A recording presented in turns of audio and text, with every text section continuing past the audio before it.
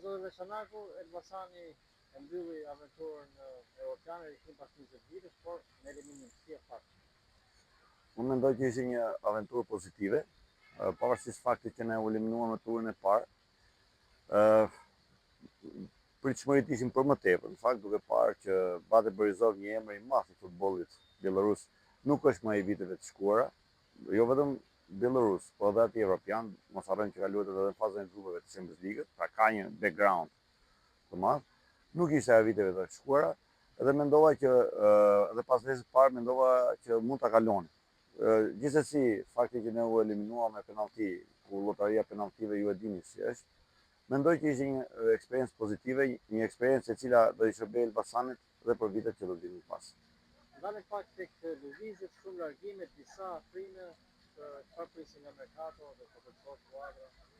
Unë mendoj që Elbasani, ndryshe nga vitet e kaluar, nga viti i kaluar kur ai e ruajti atë bazën e ekipit, si vjetë veproi ndryshe.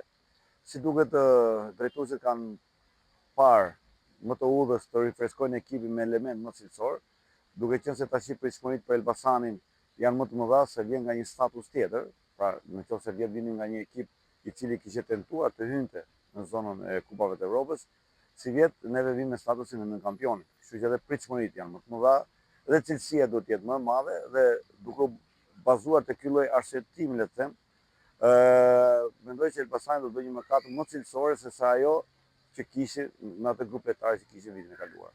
Pasi muaj thuaj se fillon kampionati i Superligës, si jepet rrugtimin e Elbasanit për edicion? Superliga si vjet do të jetë më e fortë. Do të jetë më e fortë sepse shikoj që ekipet, pavarësisht të gjithë ekipet kanë kryer një merkato të mirë. Tirana mendoj se do të kthehet në tretin e pretendentit, mjafton mendojmë që ka marrë një trajner me shumë eksperiencë. Gjithashtu mendoj që Teuta do të hyjë në atë grupin e pretendentëve që do të tentojnë të fitojnë kampionatin. Pra përveç atyre 4-5 ekipeve që ishin vjet, tash do bëhen 7-8 ekipe që do të tentojnë të fitojnë kampionatin. Kështu që mendoj që kampionati do të jetë më i fortë, por Elbasani do të jetë gati. Do të jetë gati sepse pas që edhe elementet e ri që kishin ardhur, ishin integruar mirë, ishin harmonizuar mirë me ekipin dhe mendoj se do të japin më të mirën e tyre.